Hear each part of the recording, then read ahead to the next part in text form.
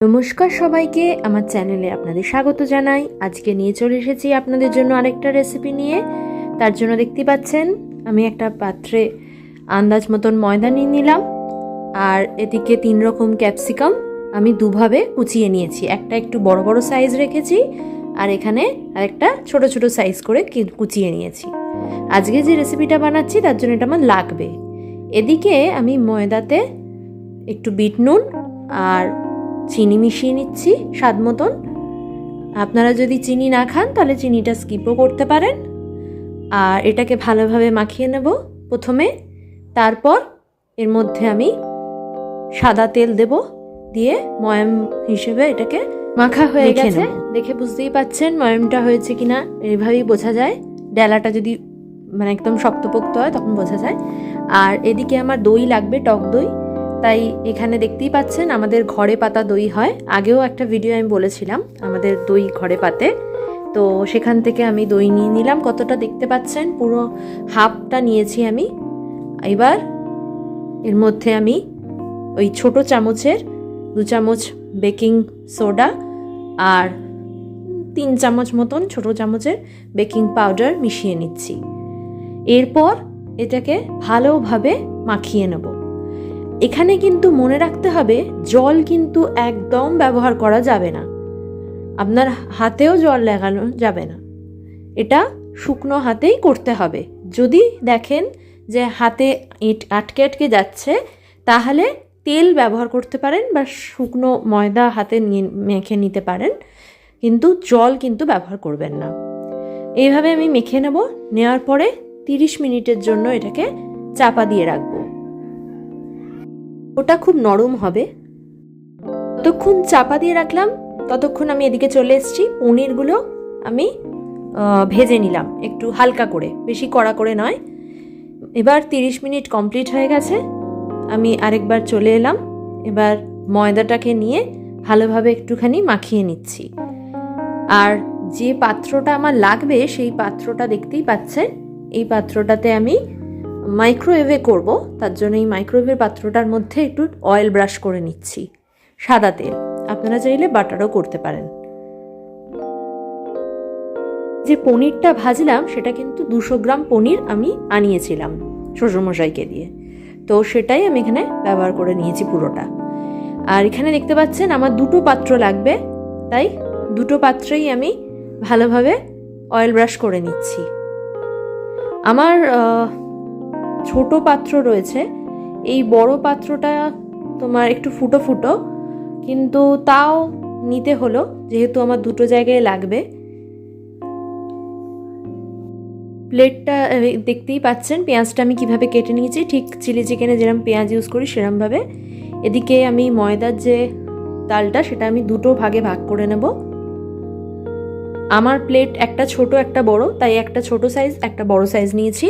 আপনাদের প্লেট যেরম নেবেন সেরমভাবেই আপনারা সাইজ করে নেবেন। তালের এইভাবে তাল করে নেওয়ার পর এটাকে প্লেটের সাথে ছড়িয়ে দিচ্ছি। আপনারা কিছুটা আন্দাজ করতেই পাচ্ছেন, আমার ক্যাপশনও আপনারা দেখে নিয়েছেন।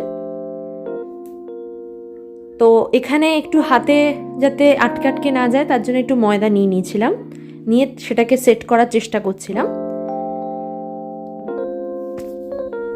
রোজ রোজ আর রুটি ভাল লাগছে না, তাই ভাবলাম যে আজকে পিৎজাই বানাই। তো বরকে জিজ্ঞেস করেছিলাম যে পিৎজা সে বিকেলে খেতে চায় নাকি ডিনারে। তো সে বলেছিল বিকেলে হালকা খাবার খাবে আর রাত্রিরে পিৎজাই বানিয়ে দিতে। তো তার জন্যই এই আয়োজন করা। আমরা সকলেই ডিনারে পিৎজাই খেয়ে নিয়েছিলাম আর সন্ধেবেলা হালকা খাবার খেয়ে নিয়েছিলাম। এবার দেখতেই পাচ্ছেন সেট করা হয়ে যাচ্ছে। একদিক মোটা একদিক পাতলা যাতে না থাকে, তাই জন্য সবটাই আমি চেষ্টা করছি সমানভাবে করে নেওয়ার, না তো বাজে খেতে লাগবে। দেখে নিন কিভাবে করলাম। এবার একটা কাঁটা চামচ নিয়ে এটাকে গর্ত গর্ত করে দেবো যাতে এটা ফুলে না যায়, তার জন্য এটা করে নিতে হবে। এটা কিন্তু মাস্ট করতেই হবে। ঠিক এইভাবে করে নেবেন। যে পিৎজা চাটনি সকালে বানিয়ে রেখেছিলাম সেটা আমি এর ওপর থেকে ভালোভাবে ছড়িয়ে নেব, লাগিয়ে নেব ভালোভাবে। এই পিৎজা চাটনিটার রেসিপিটা আমি আরেকটা ভিডিওতে দিয়ে দেবো, সেখানে আপনারা দেখে নেবেন।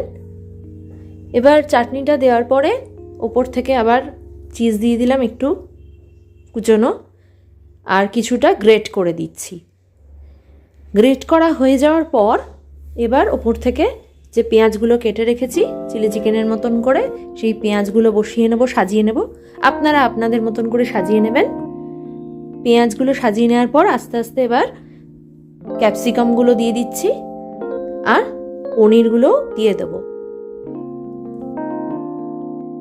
সব কিছু দেওয়া হয়ে গেলে ওপর থেকে আরেকবার কিন্তু আমি চিজ গ্রেট করে দিয়ে দেবো, ভালোভাবে ছড়িয়ে দিয়ে।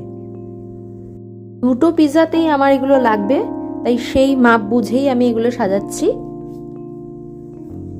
আপনারা কিন্তু পনিরের পরিবর্তে এখানে চিকেন বা কর্ন আর তার সাথে মাশরুমও ব্যবহার করতে পারেন। এগুলো আপনারা নিজেদের মতন করে অ্যাড করে নিতে পারেন। পনির দিয়ে যদি করেন সেটাও ভালো লাগবে। হাতের কাছে যা ছিল তাই দিয়ে করলাম। মাইক্রোওয়েভে হতে একটু টাইম লাগবে, তার জন্য আমি আরেকটা যে সেকেন্ড পাত্র সেটাতেও আমি নেক্সট ডোটা রেডি করে নিচ্ছি। আর একইভাবে এটাকে আমি পিৎজা সস দিয়ে সাজিয়ে নেব। বাড়ি মাইক্রোওয়েভকে 200 ডিগ্রি সেলসিয়াসে প্রিহিট হতে দেওয়া হয়েছিল। মাইক্রোওয়েভে হতে টাইম লাগবে, তাই এদিকে আমি সেকেন্ড যে প্রিপারেশনটা সেটাও করতে শুরু করে দিয়েছি। ডোটাকে ছড়িয়ে নিয়ে একইভাবে একই প্রসেস ফলো করে নিলাম। আর মাঝে মধ্যে প্রথমটা যেটা বসিয়েছিলাম সেটা একবার করে চেক করে নিচ্ছিলাম হয়েছে কিনা। আর দুবারই যে খেপে খেপে যে করেছি সেটা 15 মিনিটের জন্য প্রিহিট করার পরে আমরা মাইক্রোওয়েভের মধ্যে এটা ঢুকিয়ে দিয়েছিলাম, তারপর 15 মিনিটের জন্য এটা হতে দিয়েছিলাম। 15 মিনিট পর খুলে নিচ্ছি। হয়ে গেছে প্রথমটা, এবার বার করে নিচ্ছি। দেখুন কতটা ইয়ামি দেখতে হয়েছে, খেতেও কিন্তু ততটাই ইয়ামি হয়েছে। এবার সেকেন্ডটার পালা। এটাতেও প্রিহিট করা হয়েছিল। প্রিহিট করার কারণ হলো তাতে টাইমটা কম লাগে। যতক্ষণ সেকেন্ডটা হচ্ছে ততক্ষণ এই প্রথমটার উপরে আমি চিলি ফ্লেক্স আর অরিগ্যানো, যেটা আমরা দিয়েই থাকি, আপনারা জানেন আমি কোম্পানিরটা ব্যবহার করি, আপনারা অন্য কোনো কোম্পানি থাকলেও ব্যবহার করতে পারেন। এটা ছড়িয়ে দিলাম। আমাদের কাছে পিৎজা কাটার রয়েছে, তো কেটে নিচ্ছি। আপনারা চাইলে কিন্তু এটা আপনাদের কাছে না থাকলে ছুরি দিয়েও করে নিতে পারেন। এটা প্রথম প্লেটটা, যেটা প্রথমে বানিয়ে নিয়েছি। এবার সেখান থেকে কেটে কেটে সবাইকে সার্ভ করে দিলাম। সাইজগুলো দেখুন অনেক বড় বড় হয়েছে। দোকানে কিন্তু এগুলো কিনতে গেলে অনেক দাম পড়ে যায়, কিন্তু বাড়িতে দেখুন কত কম উপকরণ দিয়ে কি সহজে এটা বানিয়ে ফেলা যায়। পাউরুটিটার থিকনেসটা আপনারা একবার দেখুন। আপনারা কিন্তু বাচ্চা হোক বড় হোক খেতে চাইলে বা বাড়িতে কোনো গেস্ট এলে বাড়িতেই এটা বানিয়ে দিন। এটা হেলদিও হয় আর খরচাও অনেক কম পড়ে দোকানের থেকে। আমার সেকেন্ডটাও রেডি হয়ে গেছে। এটাকেও এবার একইভাবে কেটে নেব। আমার বর যেহেতু প্রথমটা একটু চিলি ফ্লেক্স আর অরিগ্যানো দিয়েছিলাম, ও বললো সেকেন্ডটাতে দেওয়ার দরকার নেই, এটা এমনিই খেয়ে দেখব। দুটোই কিন্তু ইয়ামি দেখতে হয়েছিল আর খেতেও ইয়ামি হয়েছে। সবাই কিন্তু প্রশংসা করেছে খেয়ে যে একদম দোকানের মতন হয়েছে। তো আপনারাও এটা বাড়িতে ট্রাই করুন, আর দেখা হবে খুব শিগগিরই আমার নেক্সট আরেকটা ভিডিওতে।